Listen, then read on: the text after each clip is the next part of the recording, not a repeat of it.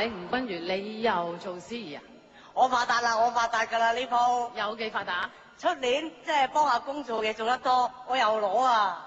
即係做司儀攞有獎攞嘅。梗係有啦，唉，你知㗎？怪之得我冇獎攞啦，我冇做過司儀啊。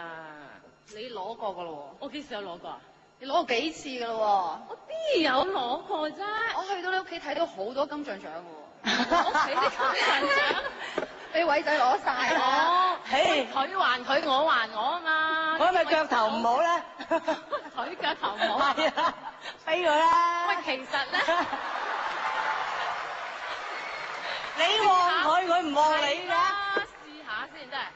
咁其實每年香港電影金像獎嘅男主角提名咧，真係幾悶下㗎。係咧你數下又係嗰幾個，曾志偉啦、黃秋生啦、吳振鎮宇宇啦啦，即係嗰幾個。劉德華係啦，劉德華啦，仲有都係嗰幾個嘅。係咯，係咯，好。係啦。咁邊個好咧？阿飛，唔係啊，我覺得應該俾多啲機會新人啊嘛。嚇。喂，啊，其實好多新人表現唔錯。你都提拔緊我㗎咯噃。係啊。係咩啊？你都提拔緊一個㗎咯噃。喂，繼續啊，繼續啊！誒，你上嚟聽我阿飛。喂，你俾佢講埋先。我唔講啦，都講咗啦。講邊個？我咪就係我講嗰個咯。哦，霆鋒係嘛？霆鋒19歲啫，大把機會啊！佢要乜都得啦，係嘛？咁又唔得。喂，